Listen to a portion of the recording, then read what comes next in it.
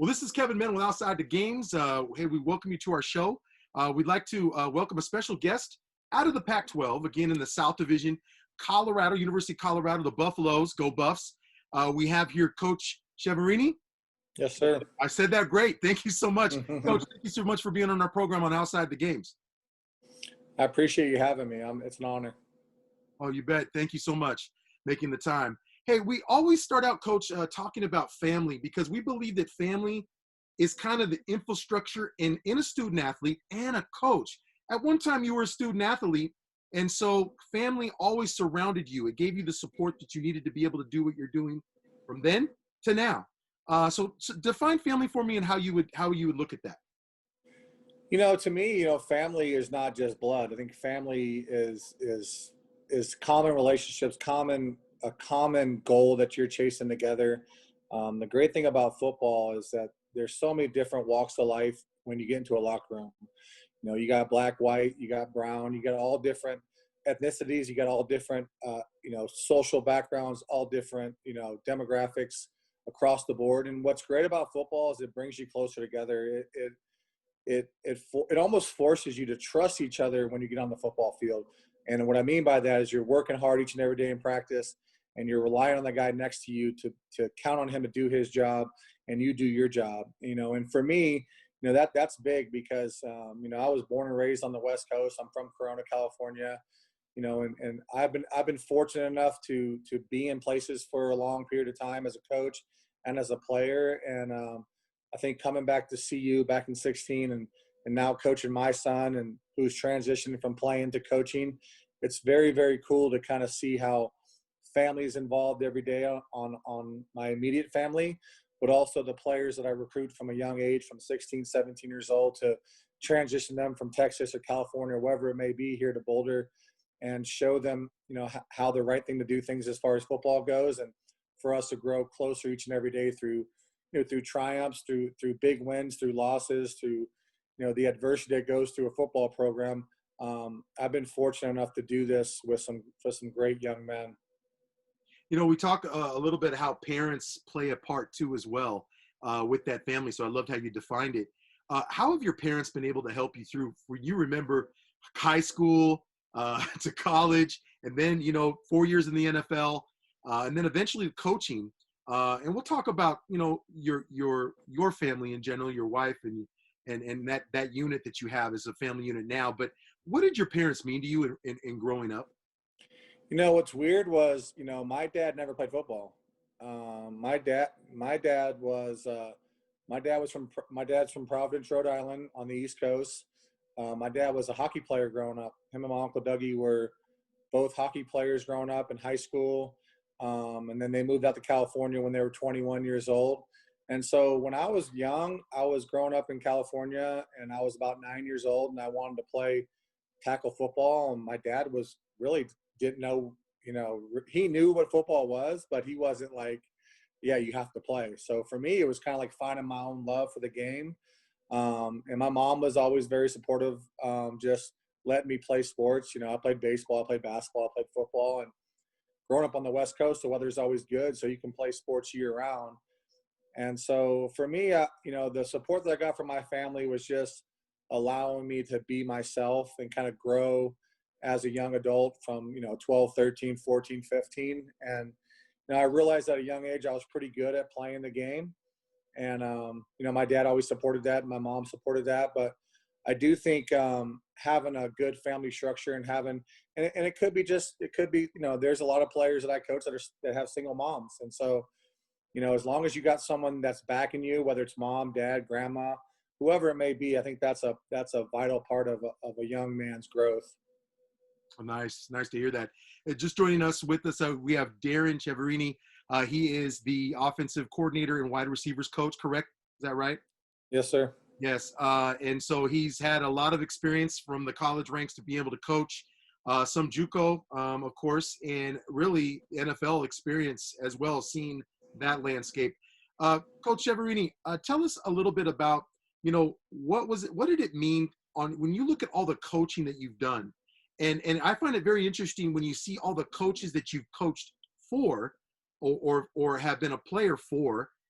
What is that?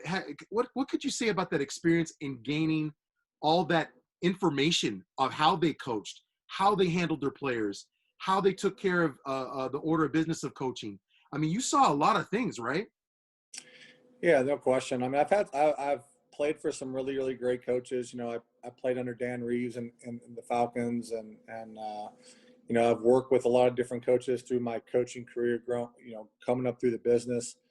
You know, you really take a little bit from everyone. You know, the most important thing, even what I tell young coaches, I said you have to have your own personality. You have to have your own identity of who you are as a coach.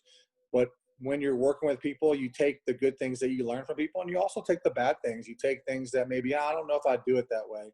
The great thing is about being a football coach in this profession, especially college athletics, that it's a lot of pressure. I mean, there's a lot of pressure every weekend to win, but you also gotta, as you're going through that pressure, and as you're going through the great wins and the hard losses, you kind of have to shape your own identity in this business and in this coaching profession. And I think I've been able to do that.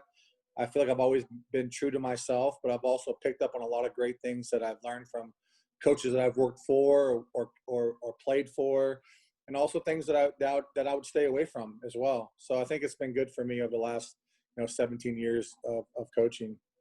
I mean, is it sometimes in the toolkit as a coach? Do you find it that there are certain things you notice, like you've been coached by these great coaches? And do you ever notice that when you're coaching yourself, that these very things start to come out? Maybe what Coach Dan Reeves said, or there's always something you grab from a coach that you feel that you could use in your toolkit in being an effective coach with these young men. Is that true? Oh, it's very true. I think anybody you work for, anybody you played for, I mean, you pick up on those really good nuggets of knowledge that can help you be successful. And there's also things you'll shy away from just because you don't feel like it fits you and your personality. So I think the one advice I always give to coaches all the time, and especially young coaches, is be yourself. You know, learn the game.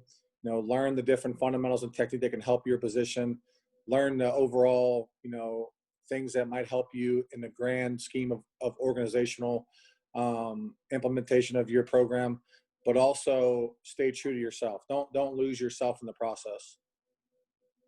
What is Coach Darrell, him bringing Colorado, the athletic department bringing Coach Darrell on to be the head coach with the Buffaloes? What does that mean for you, and how important was that move? Yeah, I think it really was the deciding factor in me staying. You know, I've been here for now going on my fifth year, and I've been a coordinator now for those 5 years, and it was really the deciding factor. You know, I was the interim head coach, and I also interviewed for the job, but I was excited when Coach Darrell got it. You know, obviously I was disappointed for myself, but I was excited for Coach Darrell, and I really was. And he's a great man of character. He's going to tell you the truth, and I'm excited for what we can build here together. He brings a great knowledge of experience. He's been coaching for over 30 something years in this business, and I knew this was his dream job. I did, and I'm excited to help him build this thing because I'm a buff, and I want to see us be great again too. And I don't think we're that far off. So I'm glad Coach is here, and we've had a lot of conversations since he's been here. You know, Coach Chiaverini, the thing about it has been for Colorado, and Colorado's had glory days when you're talking about the history of the program. What is it like to get a stable coach in that system? I mean, that's what I think the thing is that couldn't you say that stability plays a part? That's just one of the pieces there in being a head coach and having a stable head coach there to really help the program grow. Yeah, I truly believe in that. I think consistency and having that consistency year in year out, where what you're gonna get from your head coach, keeping your staff together is important too. I think staff turnover can hurt you just as much as head coach turnover. I think it's important for us, now with Coach Darrell here, that we can build something where coaches aren't coming and going. Now, usually if coaches are leaving, you hope they're leaving to become head coaches. They're not just leaving to make lateral moves. I think when coaches are making lateral moves, that's usually not good for the program. And it's hard to have that consistency in each room. I mean, you want to be able to have a common voice each and every year in each of our position rooms. So those players are getting taught similar fundamentals every year. Because every coach is going to have a different spin on how they want to teach their position. And I think if you're having too much turnover in the staff, then it can hurt you overall. So I'm glad Coach Terrell's here, and I feel like we can build something that we all can be proud of for years to come at Colorado. Let's talk a little bit about the student athlete, Coach Chiaverini. You once won a student athlete, being that, and you knew what it took to the sacrifice, the determination, the focus that it took to be able to play the game, but then also have good character off the field. And again, that's what outside the games highlights is good character on and off the field, who you are, and in the classroom and on the field. So take me through what that experience was like for you as a student athlete that you remember going through. I feel like student athletes nowadays, there's so much more pressure on them than there was when I was playing. I mean, if you had a bad game, I mean, you might see it in the paper the next day, and then it's gone. But now if a kid has a bad game, it's on Twitter, it's on Instagram, it's all over the place. They attack these kids in different ways nowadays. It's really interesting to me. But when I was growing up and playing at Colorado, I played as a true freshman. I was 17 years old, and I just remember being kind of overwhelmed my first year. Like, not even though I was a good player, I wasn't ready for that stage yet. And so I think what's good for me and my experiences going through, being a player here at CU, being a student athlete, is I can relate to these kids. I know what they're feeling. I know what it's like to be a highly recruited kid coming out of high school and the expectations that are on you when you step on campus. But I also have seen the other side of it now, being a coach for the last 17 years, of being able to talk to kids on that level and develop them and tell them that it's not a sprint, it's a journey. And if you're able to have your triumphs and your failures, that's part of the growth process. And you got to be able to accept that, because there's going to be really good days and there's going to be a lot of dark days too in this business. And as a player, you're going to have those days too. And so I like to be there for them, as a sounding board, and let them know, hey, I've been there. I know what you guys are going through, and I'm gonna coach you hard, and I'm gonna help you develop as a player, but also as a person. But as a student athlete, all you have to do is be willing to get up every day and work. If you're willing to do that, you're gonna make mistakes, but you're also gonna do some really good things as well. And so I really just tell them to stay the course, be positive each and every day you step in the building. And be open to critiques, because that's part of your growth process. And the other aspect too is that, because we always talk about the human element of things with the student athlete and the relationship they have with coaches. I mean, you could probably remember as a player that there's sometimes you don't see eye to eye with a coach. Maybe a philosophy, maybe the way they're going, the way they're processing, showing you different things or things you could get better at. How important is it for a student athlete to have that good relationship? We've heard many people on our program talk about never burning the bridge. You always want to make sure that you're utilizing the people that come in your life for a purpose. Yeah, what I tell our players is, what you're going to get from me as a coach is someone that's going to be truthful with you. I'm not going to coach talk you. I'm not going to tell you what you want to hear. I'm going to tell you the truth, and sometimes that can turn players off. I mean, I've butted heads with players on our team like Katie Nixon and other players, but I think Katie knows that I'm going to be honest with him. Katie knows that I respect him and he respects me, because there's a trust that's been built. And he's not always going to like what I tell him, but he's going to know that, hey, Coach Chev is telling me the truth, and that's one thing Coach Terrell did with me. That's kind of how I learned. Coach, he never tell you what you wanted to hear. He told you what you needed to hear, and that's important for coaches. I think through my playing career, I had coaches at times that were afraid to tell you the truth. They avoided confrontation, and I think confrontation can be good if it's done with respect and it's done in the right frame of mind as far as helping the player get better. And that's one thing that I tell our players. I tell them even when I recruit them, I said, look, I'm I'm gonna love you up, my man, but I'm gonna tell you too when you're wrong. I'm gonna tell you when you're doing things that are not helping you. And I think at the end of the day that players at times might not agree with that, but when they get done playing, they're like, you know what, at least Coach Chev was real with me. And that's all I want from a player is that, hey, Coach Chev was real with me. He told me the truth. He told me what I needed to hear, not what I wanted to hear. And that's important. Yeah, we know how the yes people in your life work for people, right? I mean, when they Yeah. just tell you yes all the time and they don't tell you how it is, you see the the consequences to some extent. But Yes. taking this aspect of the student athlete, I mean, you're looking at it too as a way of saying, you know what, I'm going to be real with you, even when you may not want to hear it. Yeah. Aren't you getting them ready for life? I mean, if you think about it, football does not last forever. And for some of these student athletes, it's not. So there may be a situation that they face that they go, this is not some, I'm in a dilemma that maybe is not working for me in my favor. How do I handle it? Correct? Yeah, no question. I mean, I tell our players all the time that I'm teaching you life lessons to the game of football. I mean, that's what we're doing. We're teaching them life lessons that can transition them into the real world once football ends. But I think that's why it's important to be honest and real with them. Because if you're not honest and real with them, then when they get into the real world, they're in for a big, big awakening. Because at the end of the day, it comes down to results. I mean, college football, any kind of organization you work in, they're all results oriented businesses. And if you're not doing the right things and you're putting yourself in a position to where you're going to fail consistently, then you're in for a long road ahead of you, man. So try to teach them things that can help them develop good habits that can teach them to be successful outside of football. You know, too, there's the aspect of that human element that we talk about that maybe not be business, may not be sports, but it may be life and how you are as a son. How are you as eventually a father? How are you as eventually as a husband?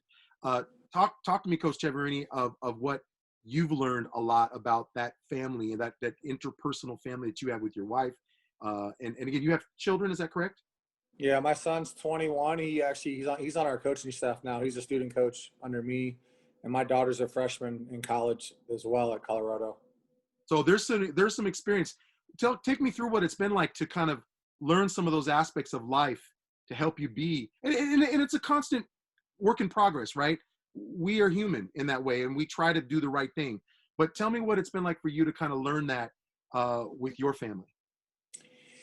Yeah, no, we've been fortunate because we've been here the last 5 years, and my son got to finish high school here and is going to finish college next May. You know, my daughter got to finish her high school at Boulder High School, and now she's in college. I think it's important to make sure that you don't put football on such a pedestal where you don't take care of your own family. And what I mean by that is that, you know, yeah, I'm a football coach and that's my job and that's my profession, but I'm a dad first. And I take a lot of pride in being a dad to my son, a lot of pride in being a dad to my daughter and teaching them the right way to do things, treating them the right way to treat people, having respect for people, having respect for yourself.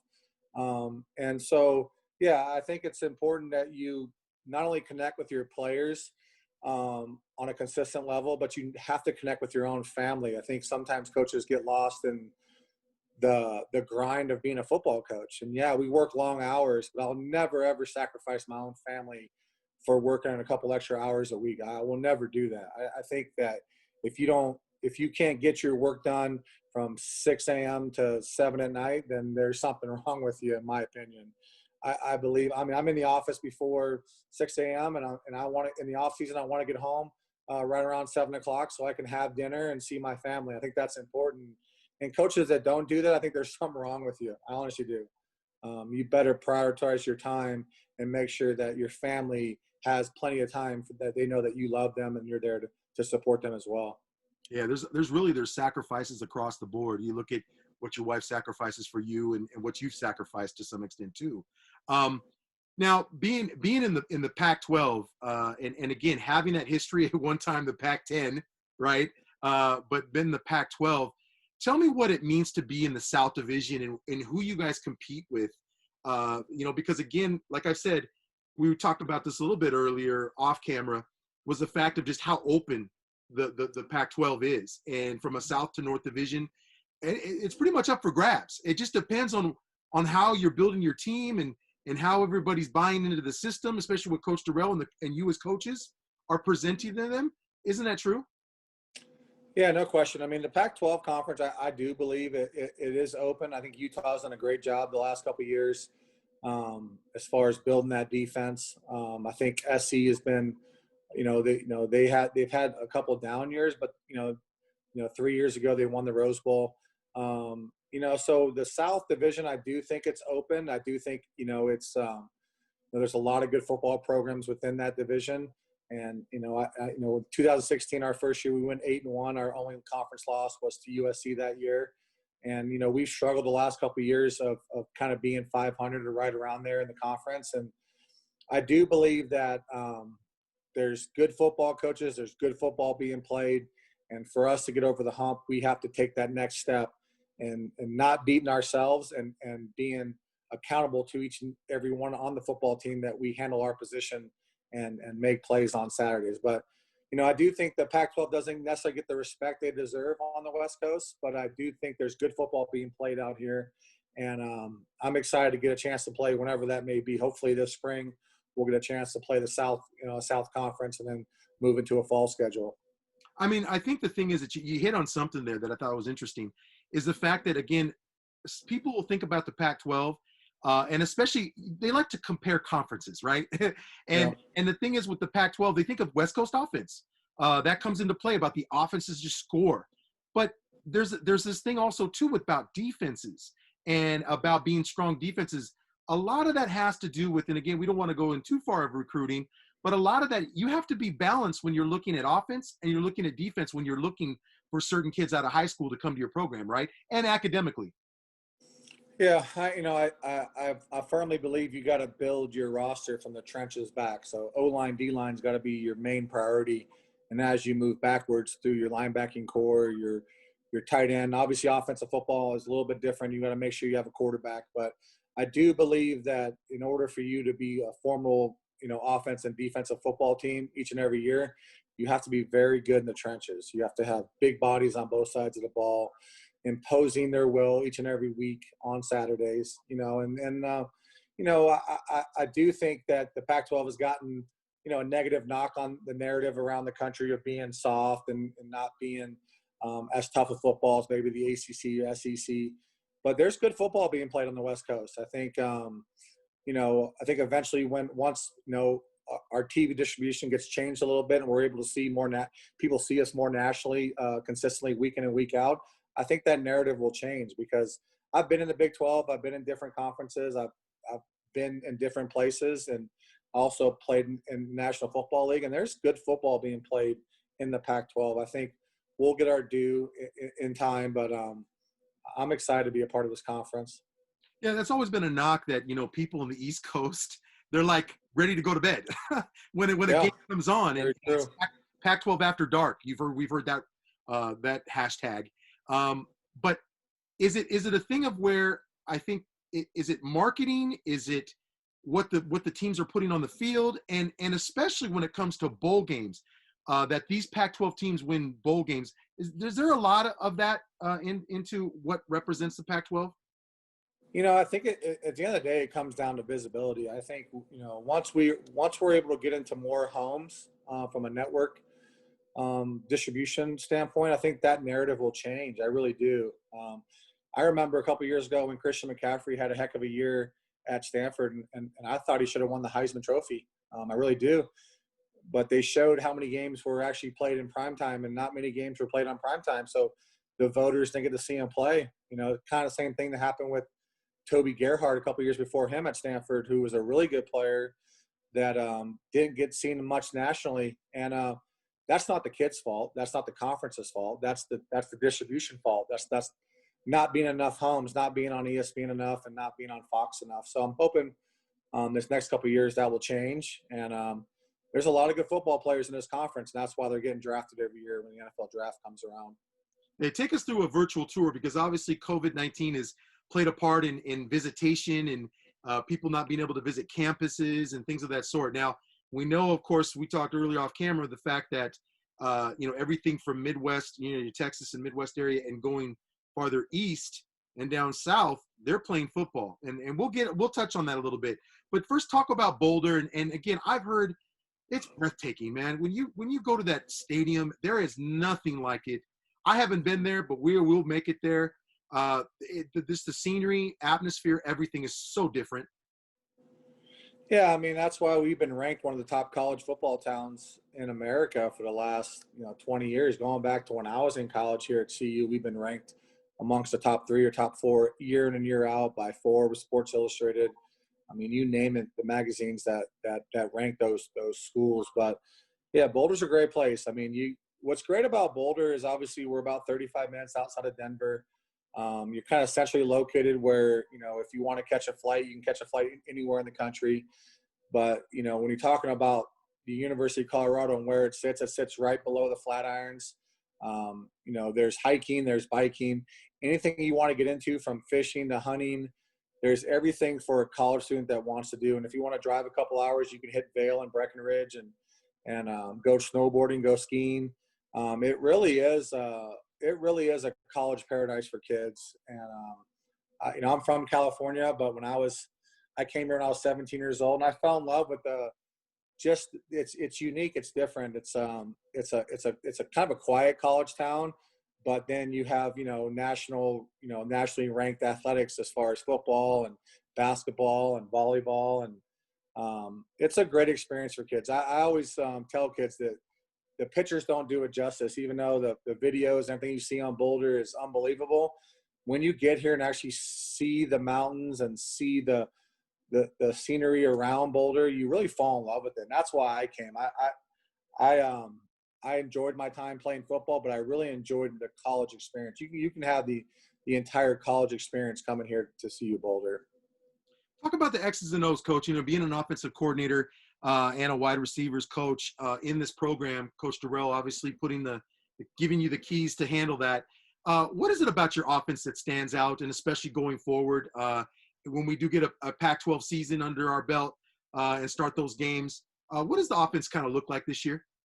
I'm a firm believer that it's players, not plays. So I really spend a lot of time trying to evaluate our personnel first. I really think it's important. Okay, first and foremost, you got to know what kind of quarterback you got. Do you have a drop back guy? Do you have a dual threat guy? From an offensive line standpoint, are you a bigger group of offensive linemen where you can kind of move people in the trenches? Or are you a lighter group that you got to play more in space, maybe more outside zone, maybe more screen game? So to me, I really spent a lot more time to, really evaluating our personnel. And then I develop our scheme around the personnel. I felt like the last couple of years we've been very talented at the receiver position. And we've been a team that's been developing on the up front in the offensive line and the tight end position. So we've had to be more spread the last couple of years, but I'm looking forward to being more, ground and pound, with inside zone run game, outside zone run game, and then running your down schemes like counter and your GT pulls. And so I'm hoping we can evolve to being more of that and being able to run the ball when we have to run the ball.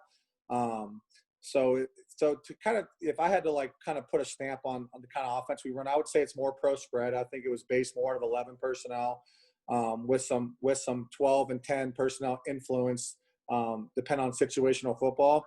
But I really would like to be able to be a dominant force up front running the ball and be able to play action and take shots over the top. But and there's always going to be an influx of tempo, because my background being in the air raid system with Coach Kingsbury, we were very good at running tempo football.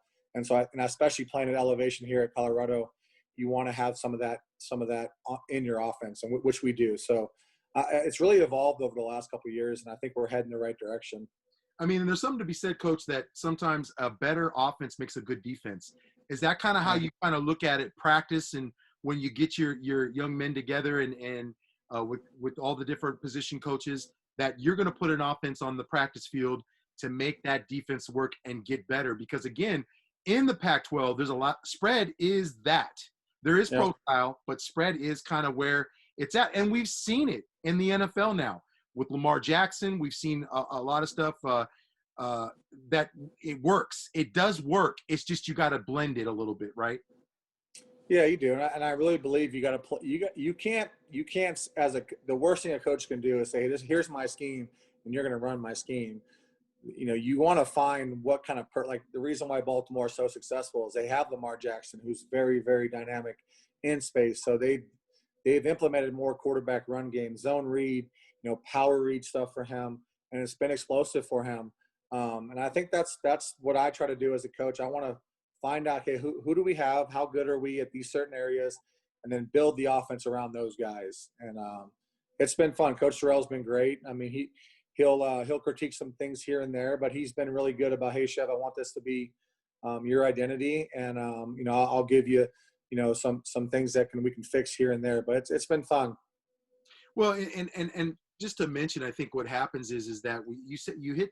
I thought was interesting. You said this is the fact that you can put a scheme together, but you can't expect the players that you have to run that scheme. You have to find the players that are going to run the scheme well to be able to do that, because we found that we recruit those kind of players. So sometimes those situations don't always pan out. Is that true? Yeah, I think that's why you got to be willing to evolve and willing to adapt. And that's why I don't try to just say, hey, this is what we run, because you won't know until you step on the field and start practicing to know what kind of football team you have. I mean, you have an idea in your head of what you think you can be, but you really got to allow the players to work each and every day and evaluate them before you build your scheme. You got to really know your personnel first. But it's got to be tough seeing what's going on around the country. I mean, we'll take socially with the whole, racial injustice situation, what's happening on that end. But let's speak on about COVID and how COVID is it's a new norm, and they're calling it that.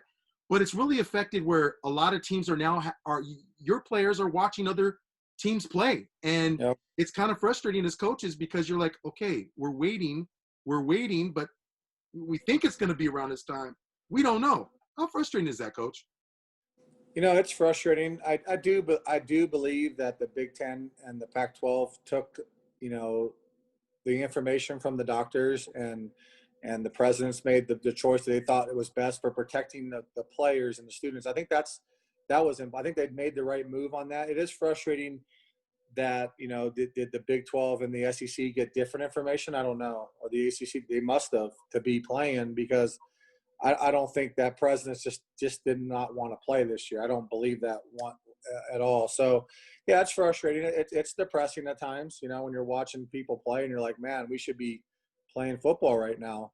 But the thing that I try to do is control what I can control, and be positive with our guys, and be really intentional in how we're teaching them each and every day.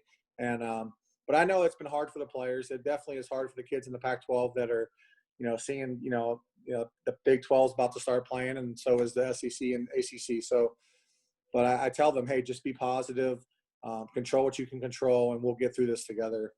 Could that almost be a thing of where your conferences, say the Pac-12 conference and some of the ones on the West Coast, that they'll watch what after a while, maybe a couple games or 3 games or 4 games, they'll start to see, okay, there's nothing different about COVID. Do you think that may have an impact on maybe moving it up to being able to play? I don't know. I think it's more, it really comes down to, can the team, there's half of the teams in the Pac-12 on the West Coast and in the Oregon region that still haven't been able to get into their buildings. And I think that's the issue. It's more of the local health advisories that are going on in California, in Oregon.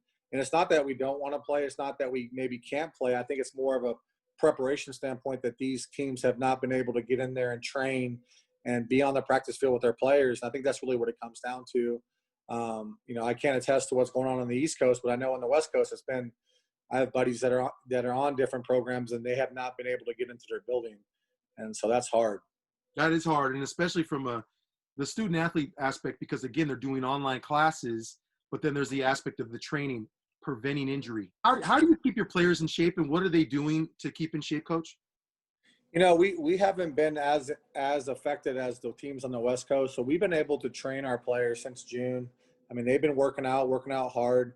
Now we're moving into some skill instruction that the Pac-12 allows us to have on the field, because we're in a 20-hour week now with our players. So it's it's been good. I think we've been able to become better teachers, because you're not really forced to put in scheme as fast. You're able to focus more on fundamentals and technique and teaching these players, hey, what they need to do to be successful at their individual positions. So I think that's been a positive for us and our players. But yeah, I mean, these are interesting times. I don't think anybody ever thought we'd go through something like this, and especially major college football. And so we're doing the best we can with what we're allowed to do right now. You know, talking about this, the social injustice and your take on, you know, it's hard not to look at this because, again, I think there's a Black Lives Matter movement, and really in treating people the right way. Coach Herbstreit and Kirk talking about, you know, the aspect of what he's seen and just the effects it's had on people. What's your take on it, Coach, with regards to what this, you know, it's not just George Floyd. It's been happening over a long period of time. There's many deaths that have been lost to police brutality and so on and so forth. Tell me what you have been trying to do as far as your thoughts, and then also how do you convey that to your players, that the coaches are there for them? Yeah, you know, for me, I grew up in this game. You know, I grew up in a locker room.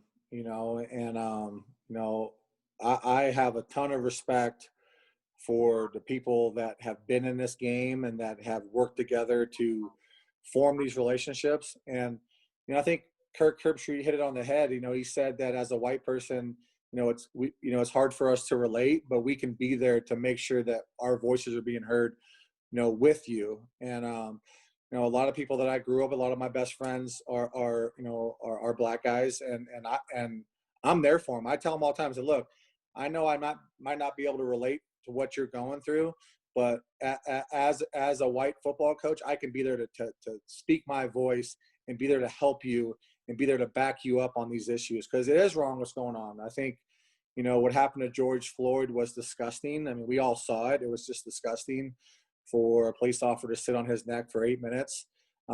It's been going on in this country for way too long, and enough is enough. And I think LeBron said it the best. He said, "This isn't a movement. This is our life. You know, this is what we've been living through our whole lives." And for me, being a former athlete, a former Division I college athlete, being a former professional athlete, I would expect the same.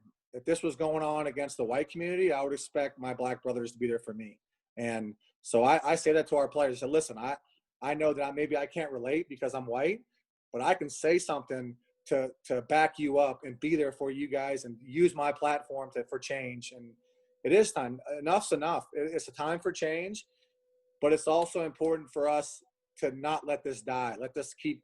This needs to continue, and people need to keep speaking on the wrongful social injustice in this country so things get fixed. And what I tell people all the time, I have a lot of my good friends that are police officers.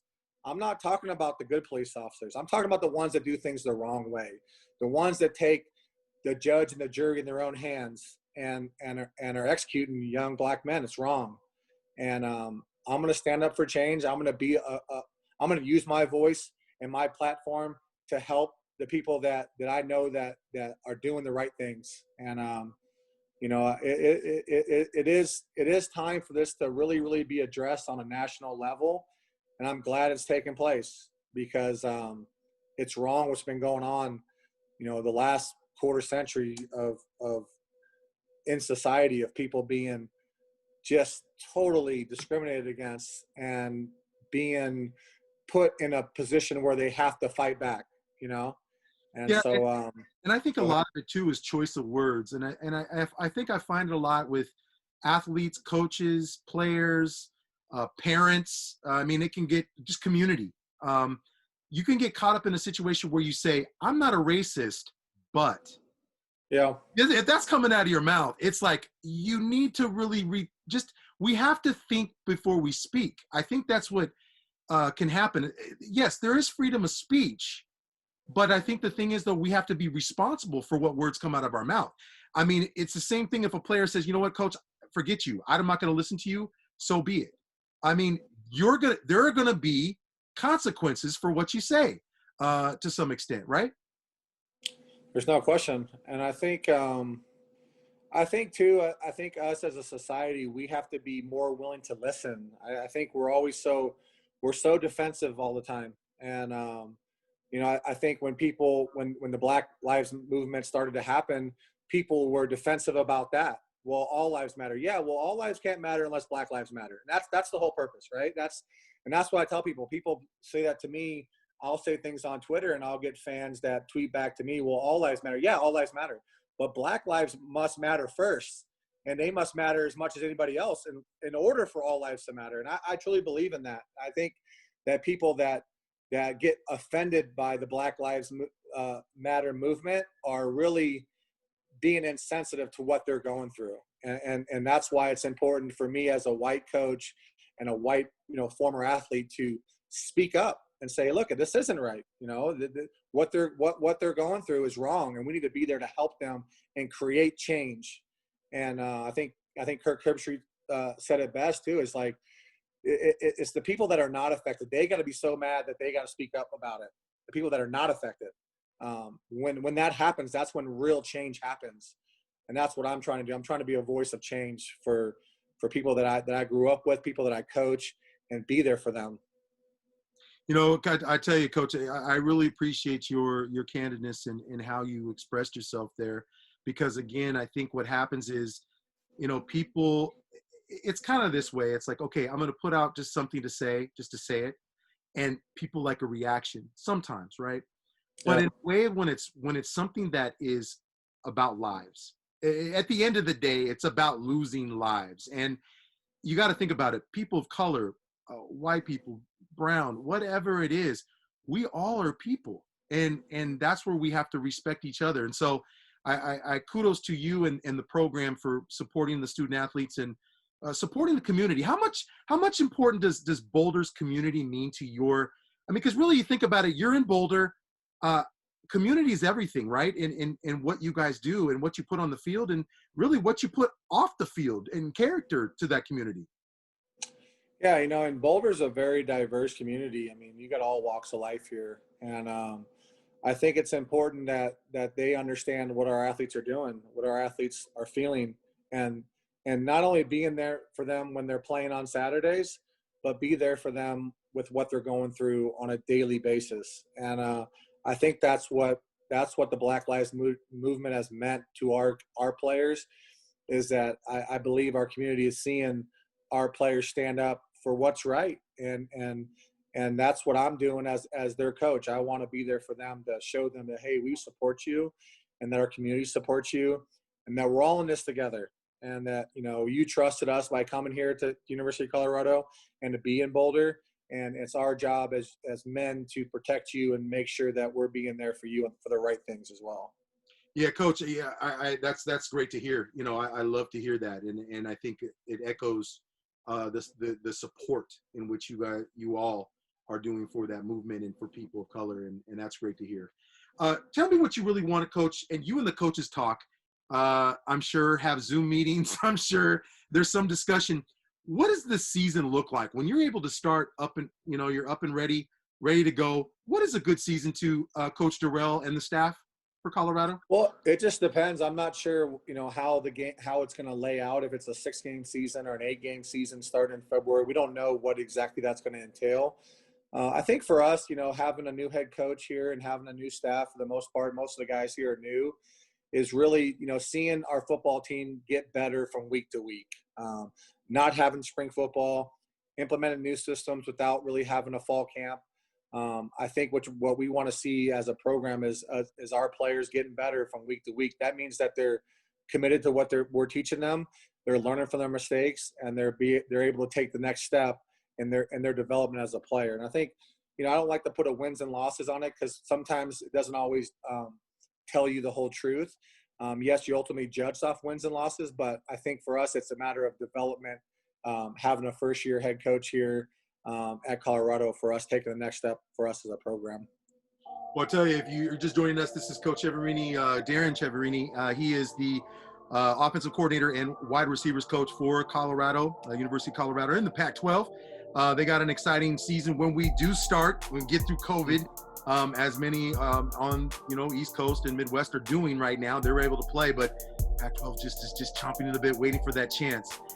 We appreciate you very much, Coach, for being on our program and really talking about your program, but just the insight of the student athlete and how you feel about the student athlete, because again, these are going to be in the future. These are men that are going to be in businesses. They're going to be possibly in the NFL, get a shot, but they're all going to be husbands and they're going to be fathers. And really, you're wanting to see those student athletes.